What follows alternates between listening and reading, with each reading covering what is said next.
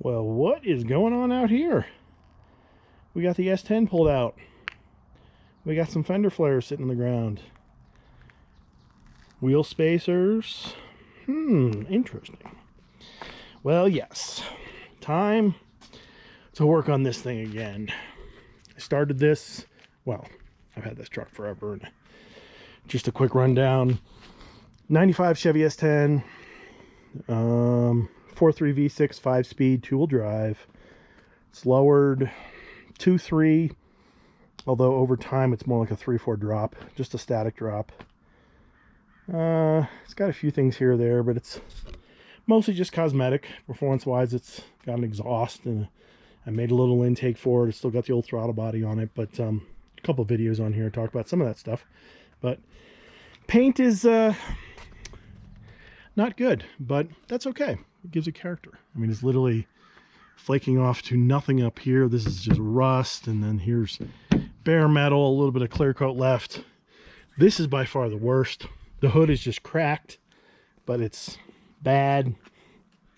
The sides are not surprisingly better, but unfortunately it does have a nice big old dent down here.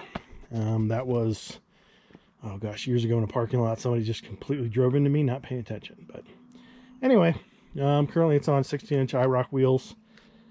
But this video is about doing a low buck, relatively low buck, Widebody kit, or at least that's what I'm calling it. I've seen people literally pull fenders out and do things, but this is, I think, going to be a little bit cleaner. Now, to start out, I do need to claim, acknowledge, whatever, that 8-9 months ago, fall of last year, I did do a video on this truck, starting this process. I think I talked about, I don't know, I probably talked about the truck and these fender flares, easier said than done, but had an issue. Well, pardon all the grossness down here. This wheel needs to be painted, and I got new tires and everything for this, but you can see it's been sitting for a while. That's all the pollen from late spring. But one, the lug nuts were the locking style that I've had forever, but stupid me at some point just lost the key. And they're the Mick guard style. And I didn't get very far in that video. I think I spent more time talking about putting a little exhaust update on it. But down here is the Mick guard lock that unfortunately I lost the key. And they have a lot of different versions. They all look about the same, but there's slight little changes in this lock pattern that makes it difficult. Well, I couldn't get it off, and there's a lot of methods to get these off. You can grind them and put a slot in them, and you can try hammering a, oh, what's the other one I saw? Try hammering a like 12-point socket on there. So anyway, I went out and I either had these or bought these. I can't remember. This is actually a literally what it's, I think it's called a lug nut removal tool, or locking lug nut removal tool. It's basically got reverse threads in here, and you just loosen it on, or how should I describe that? Act like you're loosening the lug nut, and this actually screws on, and then it grips the lug nut and pulls off. And it just goes on your typical impact, or half-inch, or whatever you got. And if you go back and look at the video I shot, I don't know what I was doing wrong, or maybe wasn't doing anything wrong, but they wouldn't come off. I held it on for a while, and it was grinding away, or not grinding away, but, you know, impacting, and wouldn't go. And the only thing I can think of was, I think it was one of the rear wheels I was trying, and I did have the truck jacked up. And not that that necessarily is a big thing, but it means the wheels could kind of spin a little. And I'm wondering, I don't know, I'm wondering if that was the reason why I wouldn't get a good connect, or was slipping too much, and the wheels had a little bit of, I'm blabbering here because I really don't know. But I guess the reason I'm shooting this video now is because a night, I don't know, last night or 2 nights ago, I was like, I bet I gotta try again. So I came out and put this back on. The truck was just sitting in the driveway, not doing anything special, or anything special, I hadn't moved in a while, and put this in reverse, put it on the locking lug nut, and sure enough, after a little bit, just like that, it came off. And frankly, it didn't take that long. I was a little surprised, so then I went around to the other 3 and they all came off. The biggest thing is actually this gets a little stuck on here. So you got to take it off, and I had to grind the edge because it's like this. So combined, I had to grind the edges down, stick it in the vise, and then slowly pop that off. You can see from the scuff marks, or maybe you can't, but it came off a little bit. So, or it came off, I should say. So anyway, that was good news because that's going to lead to this whole process here. So not to blabber on any more than I am, but we have front and rear Jungle fender flares. That's the brand. They are Chevy ZR2 style fender flares that are slightly molded differently to fit a regular S10. So what exactly is different? Not quite sure. I imagine it's something more on the side, or because apparently ZR2 is not exactly bolt-on to just a regular S10 pickup. So I have fender flares for both sides. Rears are just one piece. Fronts are technically 2-piece. I think they mold, or they line up with the split in the fender and the bumper right there. I don't know how much wider they are.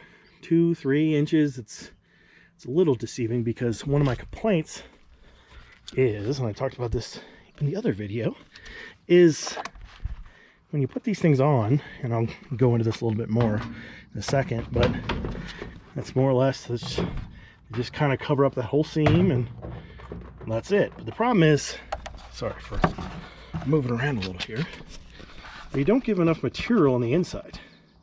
All they needed to do was give an extra ½ inch, maybe an inch of material on the whole inside lip, and that would completely cover along the inside seam. You can see this truck's dirty, needs to be cleaned, but that would go on the inside seam and have a place where you could screw or bolt right into. So fortunately it doesn't quite give that, so I'm gonna have to come up with a real mounting system. I am not gonna finish mounting these today. The goal is just to get them on. Unfortunately, or fortunately, whatever, we're gonna do the old temporary tape method just to get them on, make sure they look good, then measure and put these spacers on. These are just standard Chevy lug pattern, 5 by 4 3/4. This one's probably inch and a half. These are 2-inch. I bought these over the years for various things. These used to be on my IROC Camaro. If you want to put modern wheels on the IROC, you kind of need to have something to move the mount out a little bit. So we'll have to figure out what combination we need. Now this is not ideal, but we're going to do it anyway. It'd be better off to get wheels with the right back spacing, but frankly, it's still going to put a lot of wear on the bearings and the ball joints, etc. But we're going to do it. Ultimately, once I figure out what combination is needed, I might go buy the right size, 3-inch, 3.5, 4-inch, whatever the total size is. So at least it's slightly better. You're not literally combining a couple spacers together, which is definitely what you do not want to do, but whatever. So anyway, I think that's it. It's relatively simple. It's fender flares. Like I said, we're not going to permanently mount them, but we're going to get them mounted up and tape them up so at least they're there. We confirm size or spacing. And then Lou is just taking these wheels and tires and move them out. My guess is probably plus or minus 3 inches is probably what it's going to take. But let's find out. Okay, I confess, when I started this video, I actually had the passenger side done. That's why I wasn't showing the passenger side. So anyway, this is the driver's side stuff. And check this out. There it is. Ignore the red tape. It's the only stuff I had at the moment, but it's temporary. But I think it looks pretty cool. Also ignore the this lower valance is kind of busted, so this lower piece here I'm gonna have to trim. I think reading the instructions from the Jungle Fender flares, they said you probably have to trim them a little, so not too worried about that for now, but this is just a general look.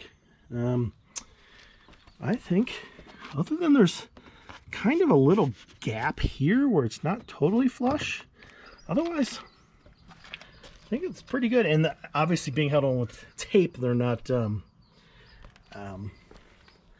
super tight connection. I don't know what the right word is, but I think it looks cool. I was a little curious how this was ultimately going to turn out, but it's wider. My goal, as I'm standing in the back here, is to get, obviously most vehicles have a slight curve. You look at the 60s and 70s cars, they had a huge curve, but most all vehicles have a slight curve down to the bottom. They're not totally flat on the side. So as far as moving the wheel, you kind of want to get it so it's close to the outer edge and then go down. It's probably going to be looking where it's at now, plus or minus 3 inches. But anyway,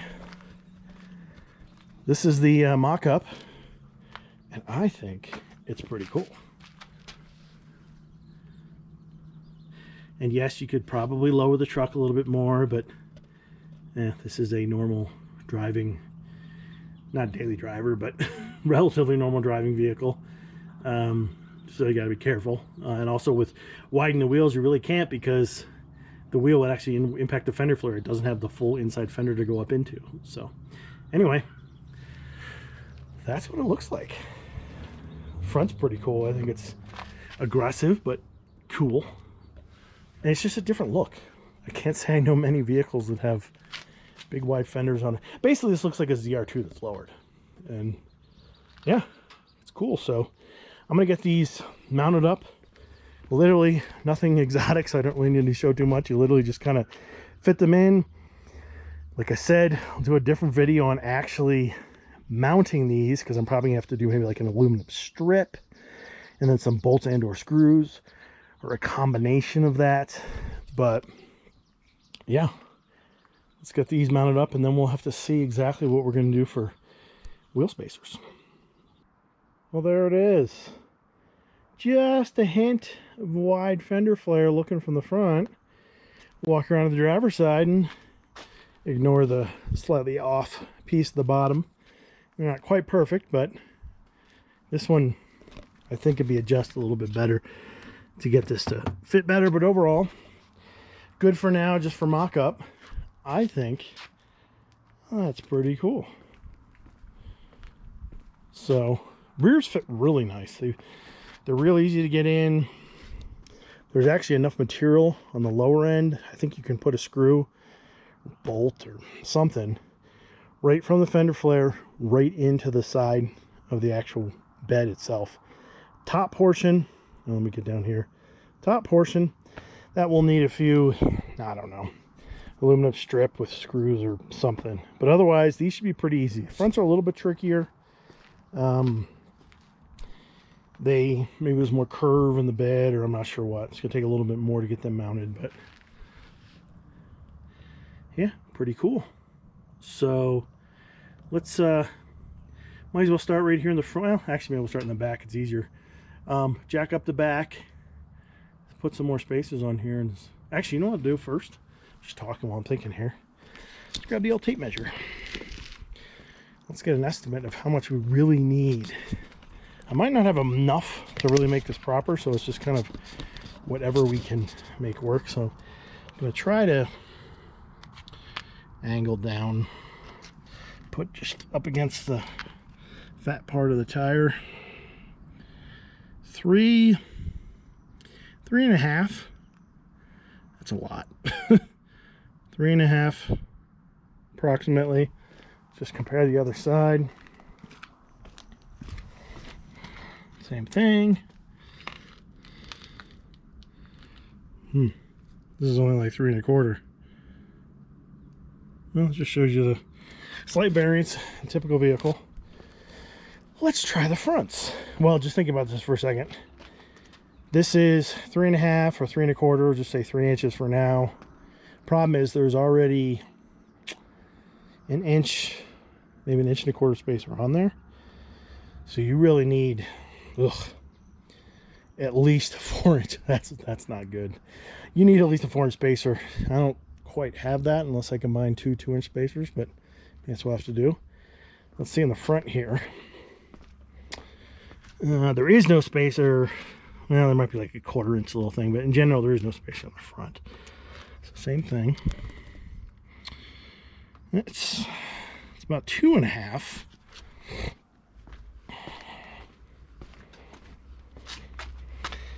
And 2.5. So, this is, I think, what we're going to do. We're going to put 2. I know this is ridiculous, and you should not do this, especially something you race or you're a daily driver or whatever, frankly, anything, but temporarily at least. 2 2-inch spacers on the back. That's probably not enough, but that's all we're going to do for now. And then 2 1.25 inches, or whatever they are, whatever's on the back currently, and whatever, and these guys in the front. I think that's what we're going to do for now. So it's not going to be perfect, but it'll be close. And then using that information, we can in turn figure out what I want to order. So let's do it. Okay, got the driver's side rear wheel off, and here is the space. Has been on here for a long time. I think it's probably the same as the other one, about 1 inch, maybe 1 1/4 inches, excuse me, 1 1/4. But we're gonna take this one off and combine the 2 smaller ones in the front, 2 large ones in the rear.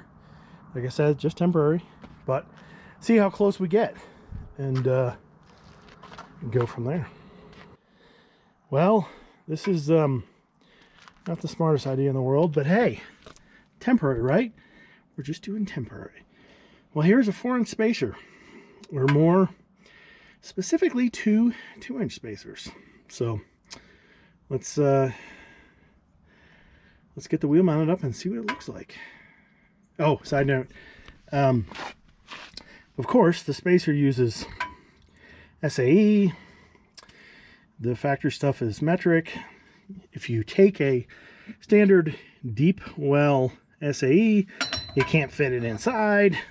But fortunately, I have one of these kind of lighter duty ones that was more for, I think this came on a just a breaker bar, and a couple of these that does fit inside. So be careful when you play with spacers. You can actually tighten these things down. So anyway, let's get a wheel on here next. All right, well, the wheel's on. I think it looks pretty cool. And missing one lug nut because that was the locking one, so I'll have to order some new lug nuts. But yeah, it is currently up in the air, but I think it's pretty good. That is 4-inch. See how it looks when it's lower down. But yeah, since the back's jacked up, I'll do the other side. Then we'll get to the front here and see what this thing looks like. Oh, look, it's getting dark because, you know, the usual, working on stuff in darkness. But anyway, sorry for the relative darkness. Camera does a sort of good job of trying to help a little. But on the front, we got the double inch, I don't know what it is, inch and a quarter spacers on there. So I'll measure those up, and then we'll get the wheel on here and repeat the other side, and we'll be done. All right, losing even more darkness every minute, but front wheel's on. It will settle a tiny bit more. It's a little funky just because the it just came off the jack, but looks pretty good. So yeah, let's do the other side and we're done. And before I lose all the light, I'm gonna kind of show what the back looks like, because I think it's pretty cool. It's probably sort of hard to see, but you can, in general, see that 4-inch just might be perfect in the back. Just tucked in a tiny bit. It looks pretty good. And over here, they're off by a quarter so an inch, but yeah, I think if you can see it on the camera, I think that's pretty good. And then before we lose all our light, let's do that same angle from the front. Of course, the jack's in the way here. But yeah, once again, I think ignoring that little weird gap there, but that looks good. All right, let's finish up. Well, there it is. Unfortunately, it has gotten dark and turned some of the lights on, which sort of help and actually sort of might hurt at this point. Probably a little hard to see, but I can lift up this light and probably see a little bit better. Once again, sorry for the timing of ending this video, but this is only part one. Part two, we will get these fender flares permanently mounted, get the proper spacers put on. I got some new tires and probably paint up the wheels as well. So this is just gives the idea. You can really see, I can't walk too far with this light, but you can really see in the back. I think that looks really good. So the kind of move a little bit more. The what is it, 2-inch or 4-inch total spacer really works nice. And to be honest, it must have been kind of dumb luck. These front ones, which I don't know. I mean, you probably don't need any more. A typical front of a truck or almost any vehicles tapers in, so they could be a little bit narrower. But they ended up, I measured them, they ended up being 1.25 inches each. So ironically, it was almost perfect. 4-inch in the back, 2.5 in the front. It seems to be a really good combination. So yeah, pretty cool. And over here, yeah, you can't see anything, but trust me, same thing. So yeah, as far as gap, you probably can't see very well, but almost at all. Apologize, but I think it turned out pretty good. So like I said, this is video one, or part one. So I'm gonna try to get sort of in the light here so you can see. So for part two, getting these properly mounted, still not 100% sure how I'm going to do that. And like I said, wheels, tires, paint them up, spacers, things like that. And that'll be my, well, you know, I shouldn't say that. I might get a new grill. That grill is a replacement grill because the original one cracked and it was gray. And within a couple of years, it just faded to almost white. So, and that one has a crack too. So probably get a new grill and then actually paint it gray. The bumper, I'll probably try painting that red again. Didn't last. And I do need a little lower valance as well. That's breaking off. So I'll get those two. I got a windshield coming. I got some of that shine stuff. Vice Grip Garage sells that shine stuff. I'm going to put on the paint, try to kind of preserve the ratty look, sort of. And then go from there. But one thing I am thinking about is maybe some kind of weird, crazy color for the wheels.